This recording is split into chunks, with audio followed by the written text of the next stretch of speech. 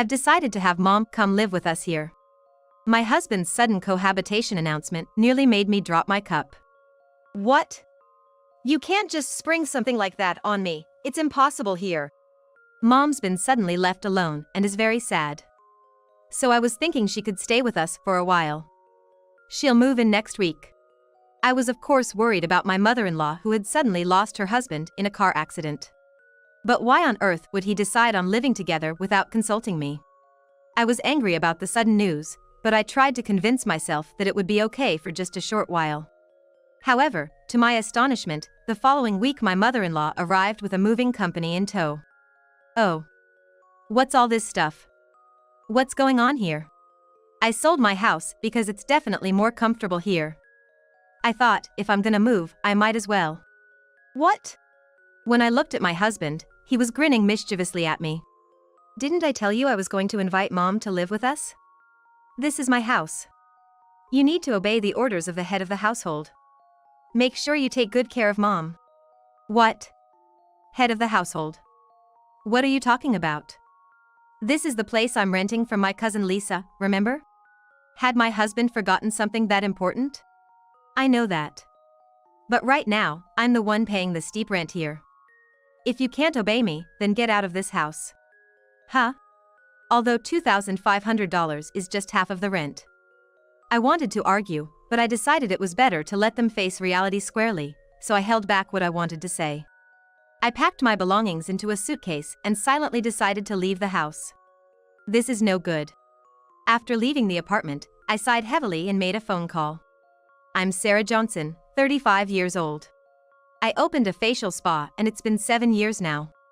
I went to vocational school to become a beautician, but during my studies, my career aspirations shifted. Believing that true beauty starts with healthy skin, I decided to start my own business after years of training at a salon. My husband Kyle and I have been married for 3 years and have been living together. Kyle was a high school classmate, and we reconnected at our 10-year reunion. While chatting excitedly with friends about our obsession with natural stone bracelets at the time, Kyle cut in. Eh? If you want to boost your love luck, maybe rose quartz would be better? Eh? Why? And how do you know that? Oh, I got interested in gemstones a while back. You know, we're getting to that age where marriage and serious relationships come to mind, and I just thought rose quartz seemed promising for that. Kyle, with his hair still tousled from sleep as usual, piqued my interest with his casual remark. He was always known as bedhead among the girls at school due to his odd hair. And I knew he was indifferent to his looks or rumors, but I never imagined he was so knowledgeable.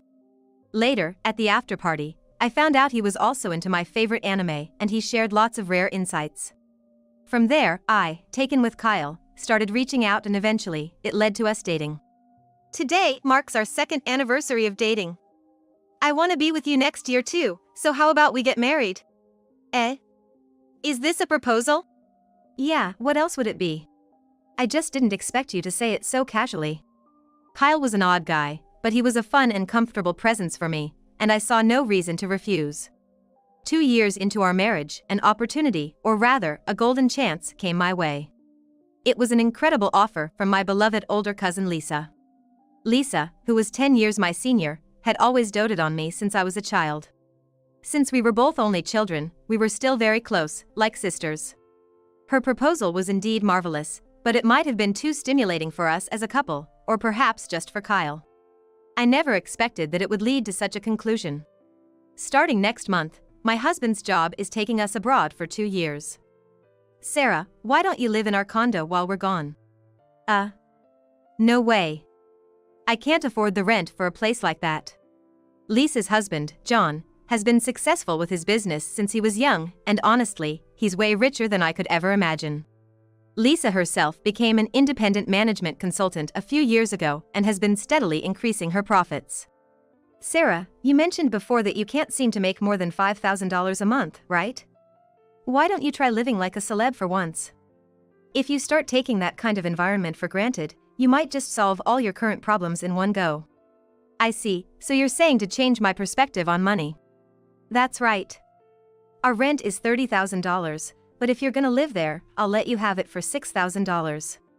How about it? My head spun. Even my current rent of $1,800 feels steep. But honestly, I really like our current place and don't want to let it go. But John says he's okay with renting it out to you as an investment. The owner of Lisa's condo is a friend of John's. Mr. Otomo is someone who supports entrepreneurs, so when Lisa brought up my story, he agreed right away. I get that it's a good offer, but can I discuss it with Kyle before I decide? Of course. I'll be looking forward to your response. At this point, I'd been running my salon for 5 years, but no matter how hard I tried, there's a limit to what I can do alone. I had almost given up on the idea that my monthly income would ever exceed $10,000. That's why the mere thought of the amount was already pressuring me. When I trudged home, my husband was into his new workout routine. I cautiously brought up Lisa's offer. Why not? It'd be a bigger space, and super close to work. Kyle, less concerned with overtime, worked as an in-house designer for a corporation. He's the type who wants to spend his time only on what he likes. Commuting from Lisa's condo would cut down the travel time significantly. But it'll be a bigger financial load than before, you know? It's for your growth, isn't it? I'm fine either way, so just work it out with Lisa. Even after marriage, my husband has been indifferent to anything outside his interests. Probably, except for the shorter commute, he isn't really interested in the details. Even as I explained the terms of living there and the rent, he just nodded, and I wondered if he was actually listening. After much thought, I decided to take on the challenge and moved in, agreeing to pay half the rent, $15,000, while my husband would cover the other half, and I'd handle all our living expenses. I was determined to gamble these 2 years on my life. Wow, this is amazing. That's incredible. That was our first reaction when we stepped into the high-end rental property. I thought we could actually live in the side closet for shoes, and the living room, which was over 430 square feet, seemed perfect for throwing a grand party. The standout feature was a white leather sofa in the vast space. We're told to use the furniture and appliances as they are, but they're all kinds I'd never afford in my life. It hardly felt like home. We had never even stayed in a hotel suite, so the place felt incredibly lavish, almost uncomfortably so. Now I understand what Lisa was talking about. If we get used to this environment, our perspective might really change. Yeah, indeed. And so, our life in a luxury condo began. Familiarity can be a frightening thing. Within 3 months, the place we used to tense up and started feeling like a sanctuary. It even changed my approach to work. Since we moved here for a reason, I started thinking about what we could do to take advantage of the location. I'm thinking of taking the plunge and hiring someone for my salon. I'm considering doing workshops or something with the extra time. That's what people have been requesting, right? If you want to do it, Sarah, you should give it a shot. I run a beauty-related social media account personally, and I had requests for a while to host workshops or tea parties where people could talk to me directly. Since then, it's been a trial and error process, learning and practicing every day. It was exhausting, but the results were well received, and before I knew it, I was easily making over $10,000 a month. I changed, but the environment also had a big impact on my husband, Kyle. In what way, you ask? His appearance changed. He probably thought it would be problematic for the neighbors if he continued to neglect his appearance. He's making sure his hair is neat and he's dressing sharper when he goes out. Although, as a result of getting ready to go out, the house ends up a mess. You know, I started getting approached by people at work who I've never talked to before. I bet. Even I think you look the best you ever have. The first year after we moved, our life was really going well. The dark cloud loomed when my mother-in-law, who found out about our new place through the New Year's cards, came to visit. She has a hobby of taking classes and has a lavish, vain personality. I was surprised when I saw the address. What an amazing house. I never imagined Kyle would move into a place like this. I'm so proud. My mother-in-law was as surprised as we were. Oh, this house is. Right? I can step up when I need to, Kyle said, cutting me off, grinning as if he had rented the place himself. And then gesturing for me to be quiet with a finger to his lips. The class I attend is close by. It's easy to stop by on my way home, so I'll be dropping in from time to time. Sure, just make sure to let us know before you come over. I know that. I had a bad feeling about this. After retiring, my father-in-law enjoyed fishing with his buddies, often going on trips. Because of this, my mother-in-law started to come over to stay more often when my father-in-law was out. What bothered me was her sleeping on our white living room sofa. No matter how many times I told her, even laying out a futon on the floor, I'd find her sleeping on the sofa. Mother-in-law, please don't sleep on the white sofa, this is a rented place. Oh, sorry about that. It's just so comfy that I end up sleeping here without realizing. Initially, my mother-in-law was well behaved like a guest, but gradually she started acting as if it was her own house. She was careless with the furniture and appliances, and I was constantly worried she might damage something. Hey, don't you think you're coming over too often, mother-in-law? This isn't our house, you should hold back a little. What? Let me enjoy it, too. This kind of lifestyle doesn't come around often. Plus, you've been asking me to clean the house every time I come, it's been handy for you, right? Kyle hadn't corrected the lie he told my mother-in-law. Since he started dressing properly, he's become really sloppy at home. Having my mother-in-law around to easily ask to tidy up must have been convenient for him. But the cleaning she was supposedly doing only happened at the beginning. Sarah, the house is a mess. Don't just sit there, vacuum the floor. The bathroom is soaking wet. When I got home from work, my mother-in-law was there more often, scolding me. Kyle was influenced by his mother and started blaming me, increasing my stress after coming home. Yet, since my father-in-law was often away from their house, I felt somewhat relieved that the situation couldn't get much worse. But as my mother-in-law's visits increased, another source of stress piled up for me. My husband has been coming home late. There are nights he comes back drunk in the middle of the night, or sometimes he doesn't come home until the morning. Occasionally, the smell of perfume lingers on him. When confronted, he says he's hooked on trying out new bars lately. Cut it out already. It's fine to go out for drinks, but coming home in the morning isn't normal. And how much are you spending on drinking anyway? I'm giving you enough for expenses, aren't I? How I use my money is my business. Just leave it be. I was shocked because he never used to talk like this. But there was something else I had to say. You've been wearing John's suits from the closet, haven't you? Do you think that's okay? What? You use Lisa's clothes and bags without asking, right? I was dumbfounded. Does he think it's okay to just use anything in the house as he pleases? I always get permission and take them to the cleaners afterward. Have you got permission from John? Well, you handle that part, make it sound good. John's suits are really cool. They fit me perfectly since we're about the same height, and I get a lot of compliments. I was furious. Of course, the suits of our landlord, who could afford such a nice house, would be stylish. If he ruined them, there's no way he could afford to replace them. Stop it. Stop it right now. Take care of what you've used and don't ever wear them again. Would you quit nagging? Seriously, you're so annoying.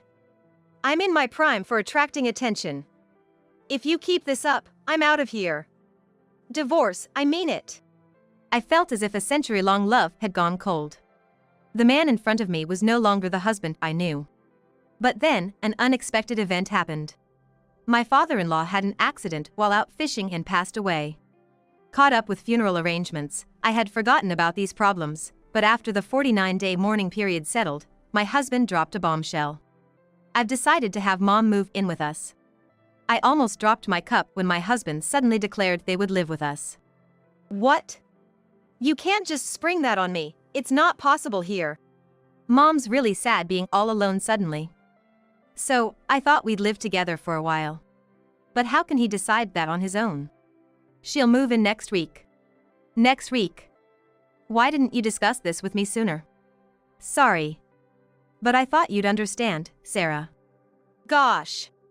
I was upset by the sudden news, but if it's just for a short while, maybe it's bearable. I was worried about my mother-in-law who had just lost her husband. But the way my husband had decided on their living together without consulting me, I felt betrayed. The following week, to my surprise, my mother-in-law arrived with movers. What's all this about? This place is much more comfortable than my old house. I thought, why not, and sold the house to move here. What? Looking at my husband, he was grinning at me. I told you we were gonna have Mom move in, right? But I said it wasn't possible here. And you said it was only for a while. This house is big enough, one more person won't hurt. He had planned to live with his mother here all along. I didn't know what he had told his mother, but selling her own house to move in. I had a headache, and then my husband said something even more absurd. This is my house. You'll follow the head of the household's orders and take care of Mom. What? Head of the household? What are you talking about? This house is borrowed from Lisa, remember? Had he forgotten such an important detail? I know. But right now, who's paying the steep rent? Me, right? What? My husband has always been indifferent to money and possessions. But I never imagined he'd be so careless to barely remember details about this house. When he was single, Kyle lived in a cheap apartment that cost just $500 a month.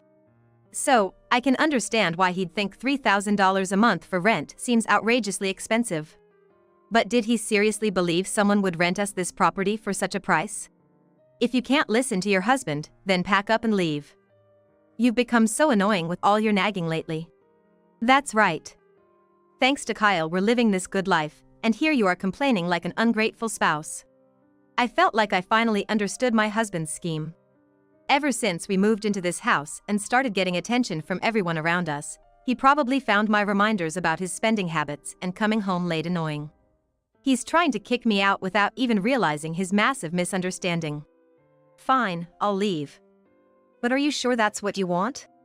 Yeah, I'm done with you. I'm gonna live here with Mom. With Dad's inheritance and the money from selling the family home, we'll be just fine. I'll send the divorce papers to the salon later. So that's why he called his mother. I could have argued here, but I decided to let them face reality on their own, biting back my retort. I packed my things into a suitcase and silently left the house. This is a mess. Once outside the apartment, I sighed deeply and called Lisa overseas. What? No way I'm gonna let him treat my cousin like that. Just wait a month. Once I'm ready, I'll come back home.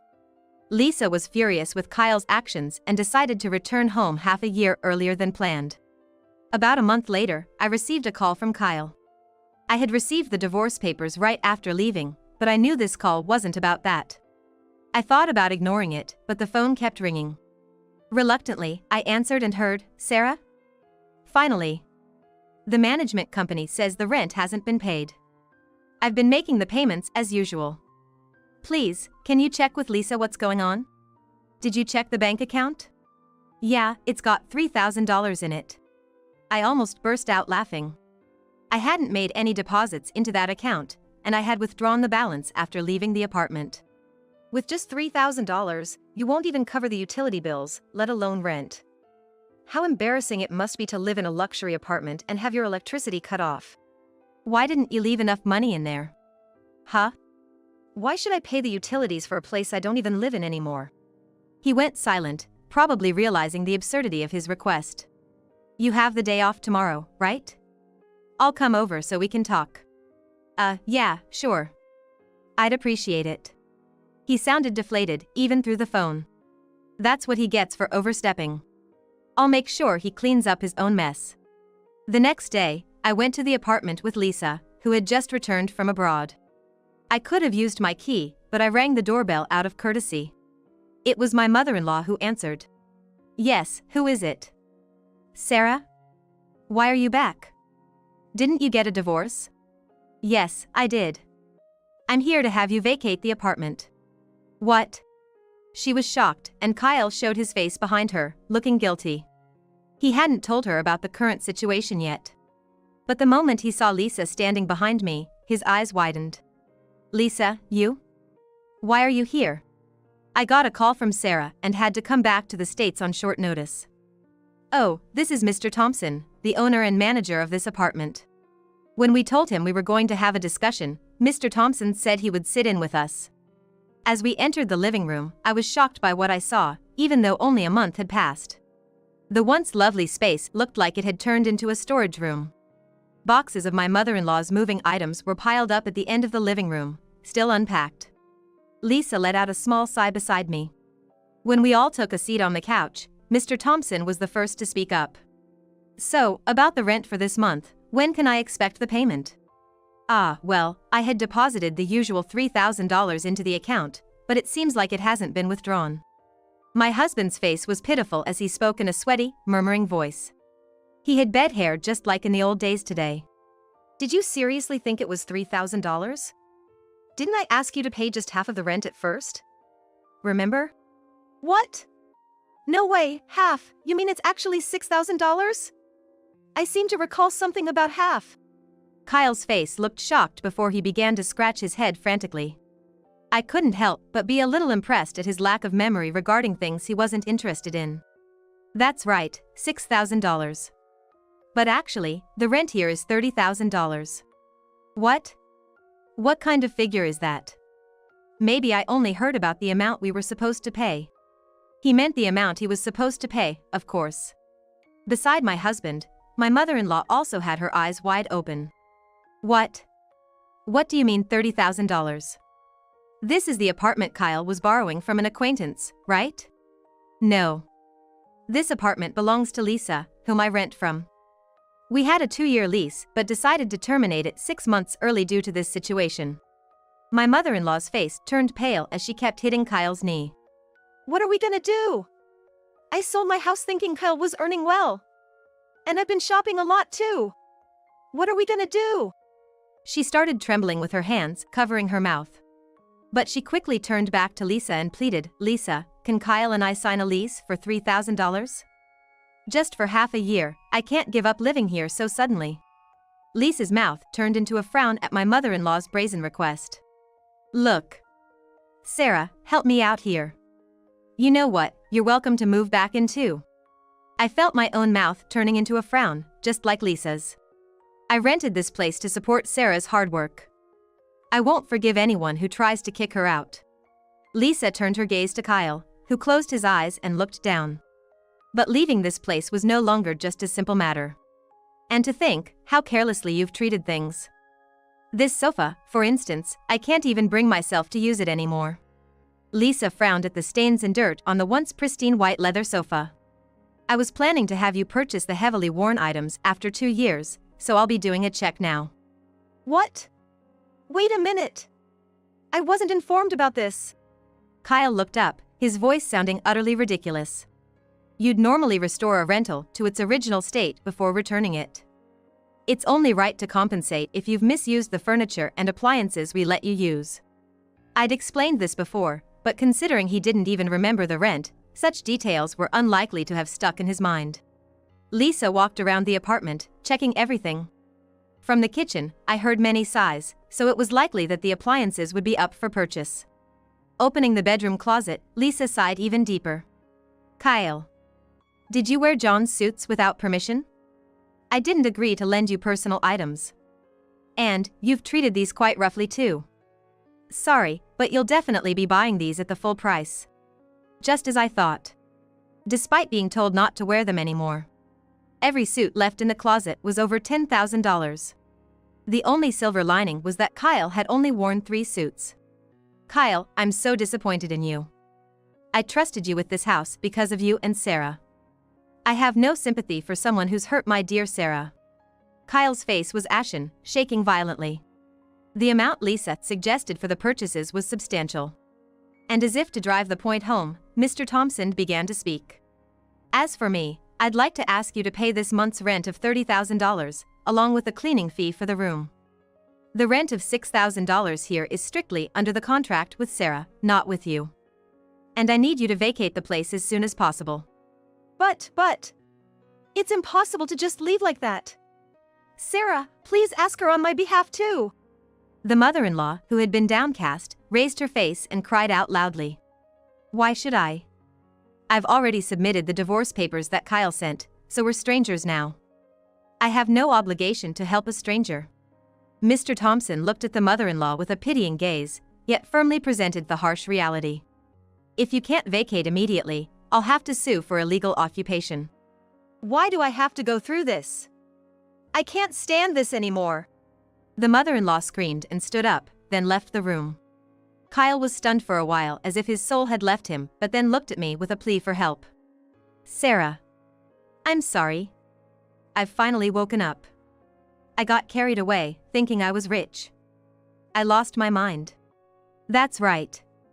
You seem to have come to your senses. Sorry, it really was all my fault. Let's start over from scratch in a new place. No matter what he said now, it no longer touched my heart. Our trust was broken, and I had also overheard that Kyle had been fooling around with other women. It's not gonna work. Like I said earlier, we're already divorced. Besides, even though I filed for divorce in anger, after a month, I have no regrets, and I've moved on completely. I looked back at my husband with a full smile. Seeing my face, he seemed to give up and asked in a quiet voice. You've been covering everything but half the rent, haven't you? By the way, how much are you earning now? I realized we hadn't talked about work in a long time. I've just started making over $16,000 a month. Looks like I might reach $20,000 by the end of the year. No way. Why didn't you tell me? Please, give us another chance. Kyle slid off the sofa and started crying, collapsing onto the floor. His hair still tousled from sleep.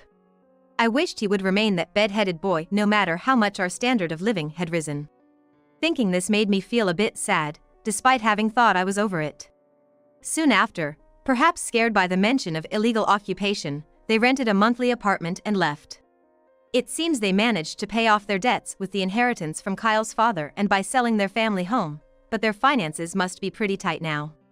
Well, it's not that Kyle isn't earning badly, and if he lives within his means, he should be able to manage. After the divorce, Kyle contacted me just once to apologize.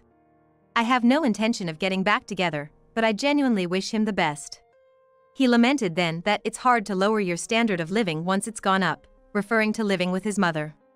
Thinking about his mother, who enjoyed her hobbies and luxuries, I'm filled with worries about their future. I didn't ask for alimony from Kyle.